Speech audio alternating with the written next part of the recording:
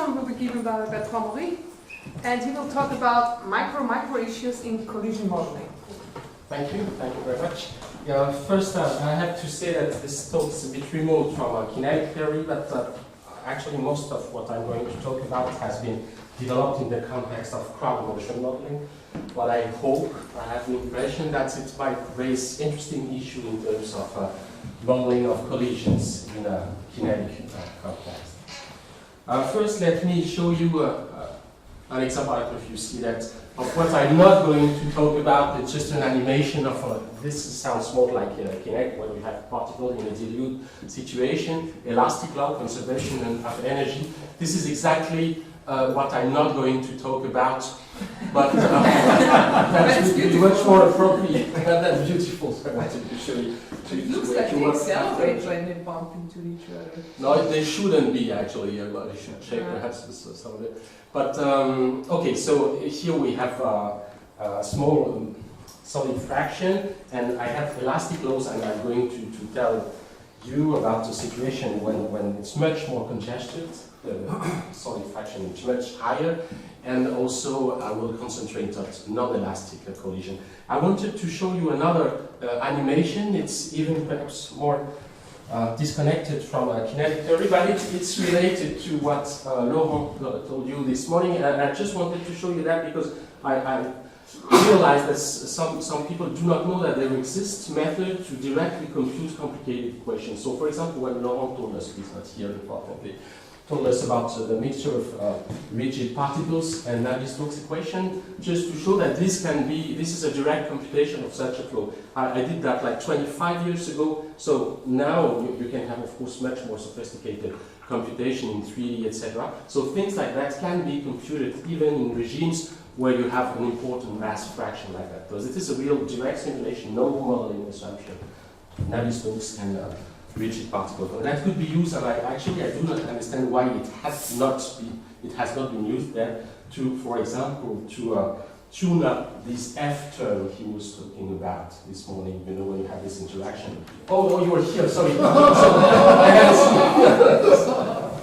I was really careful. Yeah. No, you understand what I mean. It's a question I had in mind. I didn't have time to ask you, but there is no interaction between the community of people that develop direct softwares and people that want to estimate laws, interaction laws at a mesoscopic scale. Okay, so what I will be interested in the following. Oh, I missed something here. I will have to. There is something on my computer. So you will have not to that the only person having problems. Yes, okay. Yeah, it's just to be polite. So I have two blocks. I have two blocks that you can imagine here or here.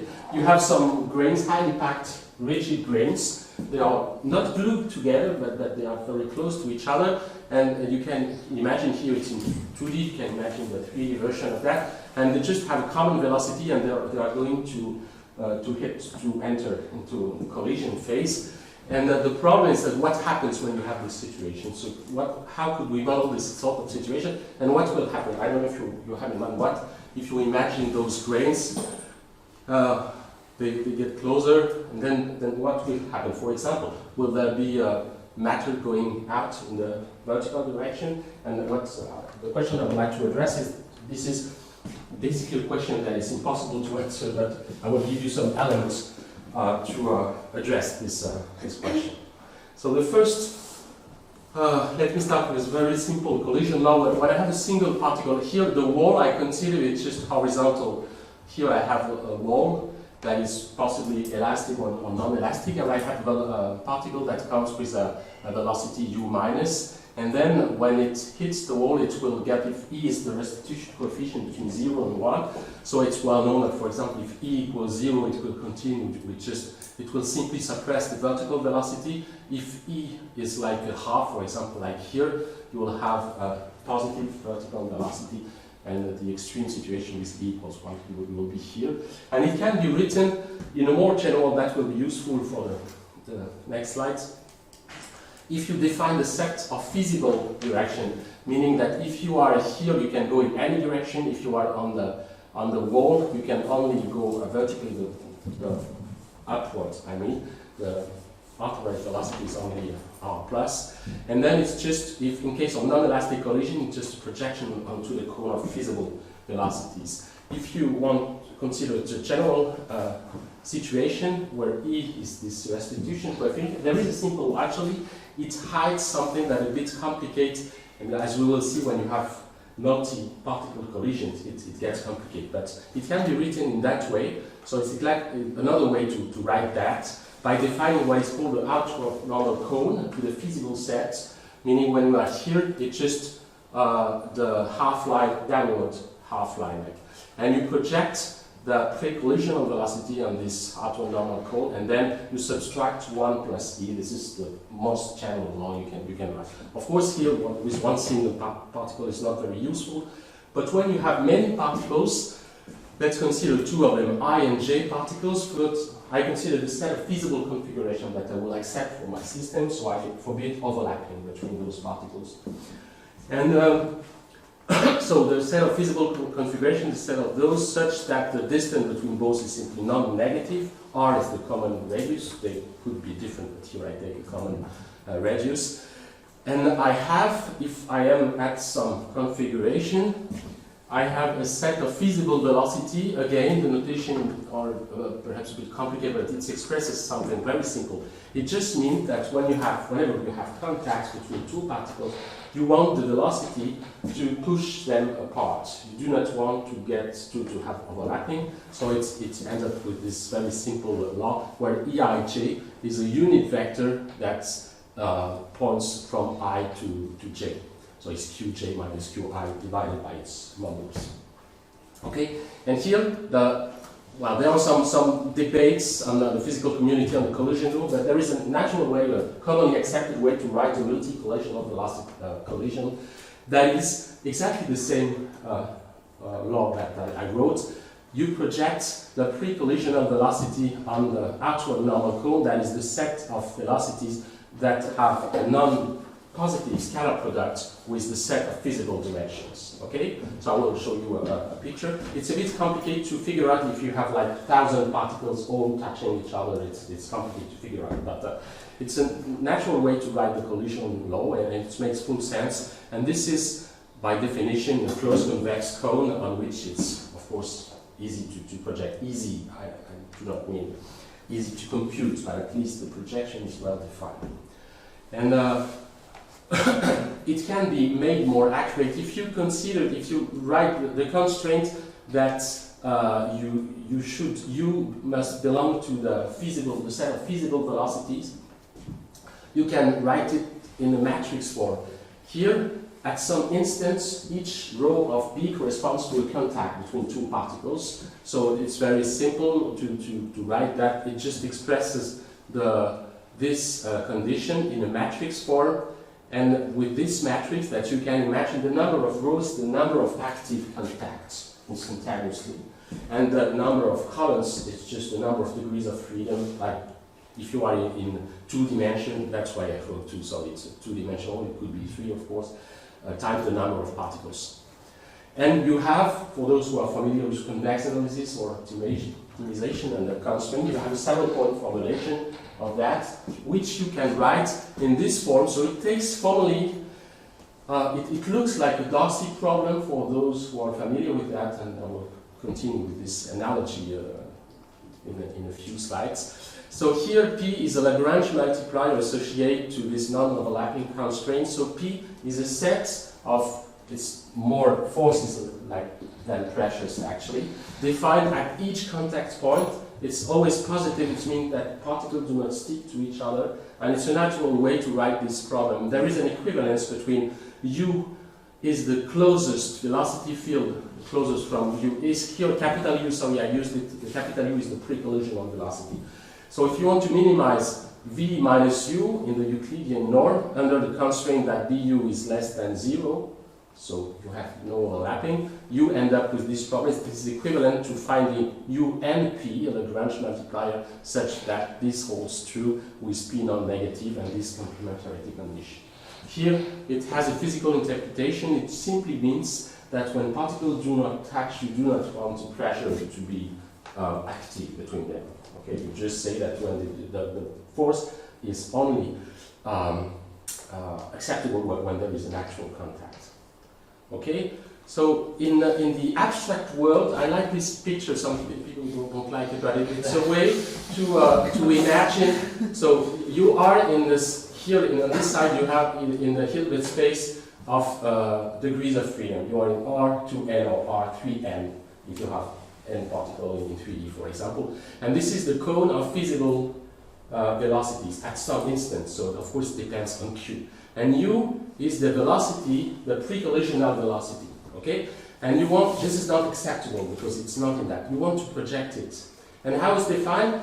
This cone is defined bu less than d, where you just write in a dual way that the vector has to be non-negative. All entries has to be non-negative. So it can be written in that way. So this will be actually the set of Lagrange multiplier, like positive pressures. And this is the polar cone, all vectors that have non-positive scalar product. And you have this, this diagram. And what tells you that the saddle point is well posed is that this is actually the polar cone to that one. This is the outward normal cone, is the image of this cone of Lagrange multiplier by B star. So it's a bit abstract, but here you see that u is the closest feasible velocity to u. It corresponds to a non-elastic collision. And if you have an elastic collision, you have to continue in this direction. So the u plus would be here if e equals 1, for example. So it gives you in a very abstract way. Of course, it's much more complicated in practice, because in practice you have many collisions at the same time. You do not have just intersection between two half space. You have many of them to complicate polyhedron. Okay, in the macroscopic situation, and then I will try to make a connection between both. The situation is the following. In a bizarre way, it's in somewhat, as you will see, it's easier in the macroscopic. Well, the evolution problem is very complicated to study, and that's what we did with Philippos on the for example. But the instantaneous condition law, as you will see, will be much simpler. We want to deal with densities which are subject to remain below threshold values. So we account for congestion. We have finite sized particles, like if you consider crowds, for example, it's very natural, that's what we did, but you can also consider uncompressible rigid grids, which you represent macroscopically. So you are given mass, which is not necessarily 1. And then you want to write that if you are saturated, meaning that if rho is 1, you do not want rho to get to higher value. And you just want to prescribe that the divergence of the velocity field is non-negative in the saturated zones. Okay? Means that if it's negative, then it will create unfeasible density, so you do not want that. So you can write that in a saddle point way by using, again, a Lagrange multiplier. The pressure field is now, it's still non-negative field, but it's now continuous or diffuse. The natural space is the subtle space H1. And you have this complementary condition because when the constraint is not saturated, when rho is less than 1, then you want P to be 0. You do not want particle to interact when there is no contact. And you write, this is the integration by part of the divergence condition. And the non-elastic collision writes like that, and you can write non-elastic laws. So how does it look like? Actually, you have a saddle point formulation exactly where B, the matrix B, is replaced by the minus divergence operator, and here you find a Darcy-like problem for those who are familiar with porous, flows in porous medium. Okay, and again, this is exactly the same picture, just to say that this abstract exactly work the same way. Now B is this operator, and B star, now we are in infinite dimensional spaces, and B star is the gradient operator on H1. Okay, so now if I have my two problems, and I would like to compare them. What is bizarre, what was a bit surprising, actually the Laplace operator is going to appear. It's not so common in the context of collision or kinetic things. See the type, okay. So let me sum up. I have the microscopic formulation of my collision law, where U is the pre-collisional velocity, B is the matrix that expresses rho by rho the constraints, so it has as many rows as there are active contacts. And okay, I have those conditions. In the macroscopic, I have, you see a full analogy between both, where you place a D by minus divergence, etc. In the collisional context, which is the topic today, u is the pre-collisional velocity, but I have to say that those problems, we consider them in a fully different context. That is the context of ground motion, where you have at some instant, the particles are actually people, that's why we usually work in 2D, they are identified to disks. And u is the desired velocity, the velocity that you would like to have. And then it will continue to act this velocity on the system. It's not like in the kinetic situation we have just a pre-collisional velocity that is immediately changed to somewhere. But the instantaneous problem is exactly the same actually. Okay, so when you eliminate, this is quite standard, you can show that if the field, the pre-collisional field is concentrating, so you have particles coming from everywhere, if it tends to violate the constraint, you can check that the constraint will be saturated on the saturated zone, so you will have actually inequality here. So it's quite classical to eliminate velocity. You write u equals capital U minus gradient of p, and then you put it here, and you end up with a Poisson equation minus Laplacian p equals minus divergence of u. And you can do the same here in the matrix way to obtain, so in the continuous situation, this Poisson problem, I put it strictly positive because I will be interested in a situation where you have particles coming from outside and then they concentrate, so this is also in ground motion, this is the interesting situation. And you have the discrete version of that, where B star, you want it to see as a Laplace operator, that would be natural that it appears. Actually, in 1D, if you have say you can imagine balls or rigid grains subject to move on a straight line. You have the collision law will imply this pressure solution to this discrete Laplace equation, and if you assemble the matrices, you find something that is exactly Laplace, discrete Laplace operator, like the one you obtain up to a multiplicative constant when you discretize the Laplace operator with finite difference methods. Okay, in higher dimension, as you will see, and that's when it gets interesting, it's a bit different. For example, if you are a very structured situation, you do not have a 2D Laplace operator, but you have more tensor-like collections of 1D in the horizontal and vertical direction. They are disconnected. But this is not yet very interesting. What is interesting is when you get to general situation, and the first remark I would like to make is that the Laplace operator, which will define the collision law, it acts on the pressures, and the pressures are defined at contact points. So this is a discrete operator that acts on a network that is this one. Because if you consider a network, when you have grains and what is called the contact network, usually is this one. You just put an edge between 2 points in contact. But here, I am on the dual network in this network, which makes things much worse. So this is not planar, this is quite awful. It's not, usually I miss some edges. I think here is good. But so, and now Laplace operator, it acts on this bizarre, for those who might have practiced finite element method and meshes, you wouldn't like to perform a computation on such a mesh.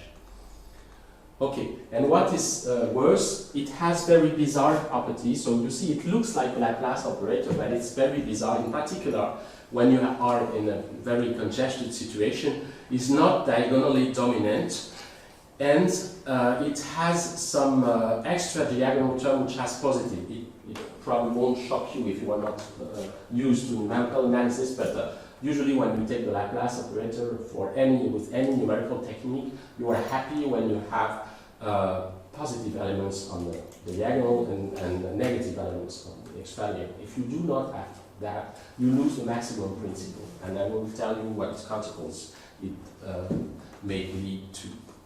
And an example to illustrate that, a very simple situation. When you have, if you consider 4 grains, so let's imagine you have coins on the table and you put some glue in it, so you glue them together, and the fact that the system, a granular system, does not verify this operator, the maximum principle, can be expressed in this, with this example. You exert some forces, you push the grains to the center, but strongly, you push them more strongly in the horizontal direction than in the vertical. what will happen is that those forces will push those two, this grain upwards. So here you will have a positive pressure. Whether theoretically, if the microscopic problem were like the macroscopic, you should have a maximum principle. When you squeeze things, you have pressures, you have positive pressures. So it's not the case here. And it's very important. For collision, it will induce bizarre effect, but I will show you a few examples in the crowd motion context when it really has very strong consequences. So first, an example of computation where actually, to make the analogy to show that it actually behaves a bit the same. I do not want to, that there is no rigorous limits between this microscopic. Here I have 10,000 grains, rigid grains with non-elastic collision, and I will have the walls here move, and a student of mine who worked on the equivalent of that is specialist Euler equation with density constraints with this non-elastic collision law. So this is an example where you will see it's actually quite similar. The initial condition is not exactly the same, so I will not pretend that it's exactly the same thing, and it should not be, but really it behaves a bit similarly. And you observe the same features actually here at the microscopic situation, here macroscopically with Euler. So this is based actually on optimal transportation. Sorry, and what the boundary? Did I miss that? What kind of boundary? Boundary, you just forbid the grains to enter the boundary. But it's not something like slip or. Well, it's actually there is no friction, so you can say that they freely slip. The grains, there is no friction at all. Okay. So they do not stick, they do not slip, they do not stick. They just, they do not enter. They cannot enter. Okay, thank you. Okay, so let me come back to the toy problem I told you about, or those two blocks. Actually, it can be done not analytically, but numerically. You can do that when you have, at the time when you have the collision, you can solve the Poisson problem in the macroscopic situation, and you find actually the pressure field is a solution to a Poisson equation minus Laplace and P equals to something, and the something is the lack of conservation of the pre-collisional field, and the right-hand side is actually some kind of Dirac mass distributed over this line. So you have this singular field, you take the gradient, you correct the velocity, and you have this velocity field. So this is one natural answer to that, which is quite natural, and it looks like that. I imagine this is made with free-Fermat process. I made some computations, and considering that, like in a crowd motion context, you have those people that push leftward and rightward, and they continue to push. So now it's no longer an instantaneous collision, and you find what you expect. It goes on the side and it shrinks. Now, if you consider the microscopic evolution, so this is an example. You put a very dense thing. What will happen in this situation? If you run it, I'll run it here because I would like to stop here. Okay, it stops, and you can show that this is actually a solution, a static solution. So the microscopic solution is completely different from the macroscopic one. You understand why? Because there is no reason by symmetry to have vertical velocities. So, and it's an expression of the fact that the operators are very different. The Laplace, they are supposed to be similar, informally they are similar, but they are very different. So why did I stop the computation? It actually does not work, because here you will have, because of random error, you will have instabilities, I can show you, but that shouldn't happen. This is a static solution, but if you can continue to push, like in rugby, if you're some, sorry, you have, so it sticks like a few seconds and then it blows up with some kind of bizarre things, you have instability, so it has nothing to do, and although it's the very same equation at the microscopic level.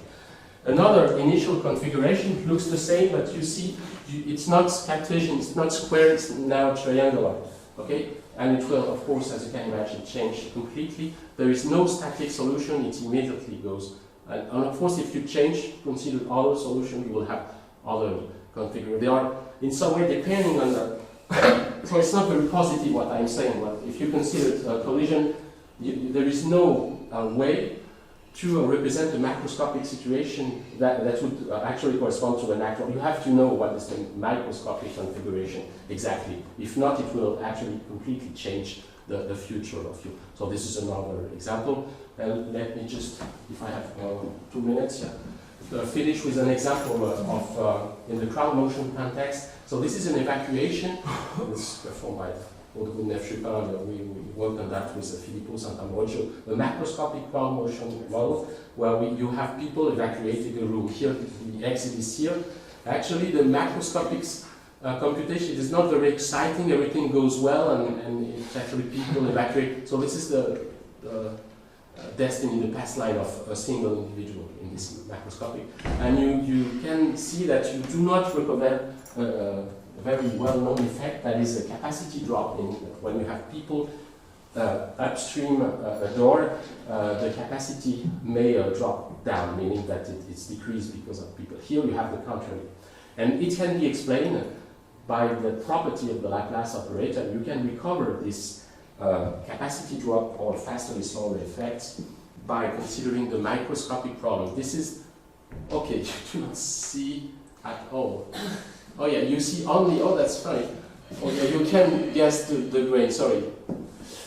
Here, those are the interaction force. All people want to exit through this door. And you see that with the macroscopic, so let me insist on the fact that this is supposed to be exactly the same formally than the previous one, and it's completely different because the Laplace operator are different. And in particular, this one does not verify the maximum principle, and it leads to bizarre situation when it's almost blocked, and you can even end up with a full jam, static jam. And you have, will finish, okay, by just perhaps this one, and I will finish on that. This is performed by Fatima and Reda. We developed a model to investigate the consequences of those very discrepancies between the two Laplace and the two levels. This is an example of a crowd evacuating a room. This is the very same initial condition. Here, this is the model I showed. The people, they just rush out. They want to leave the room, whatever the other do. They do not care about. They just continue pushing. Here, they are polite, so they slow down when it's not necessary to push. So here, they are slow, and here you add an obstacle. So you should think that here is the fastest, here a bit slower, and here even slower. And actually, because of these bizarre properties, it is exactly the contrary that happens, as will be illustrated in this situation. And you see it in particular because people are polite, they do not push, and it destabilizes the jab, so it goes actually much faster, well, at least faster in this situation. And it's even faster with an obstacle, which is something that is known also in crowd motion situation. And I am finished. Thank you very much.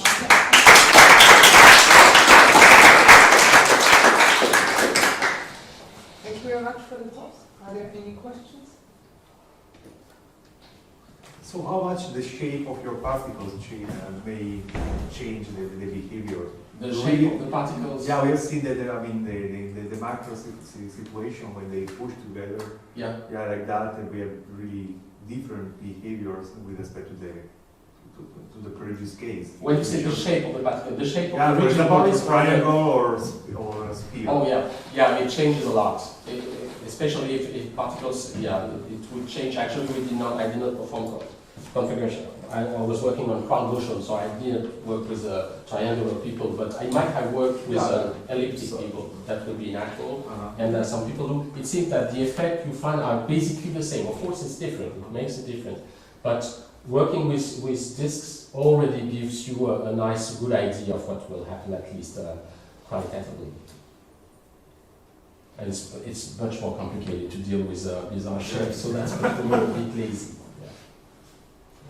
And I know that this may increase the complexity of the model, but do you think that it may be possible to consider not strictly rigid particles, but at least a bit deformable? Yeah, it's not too complicated. It's what most people do actually. It's the debate between contact dynamic, that's what we do, and molecular dynamic, where when you push extra, you put in your model extra repulsion force with very stiff forces, and that's what in Helving's model, that's actually what they do to avoid to account for contacts.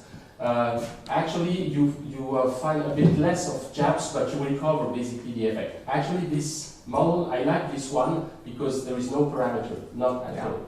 And so you have nothing to tune up.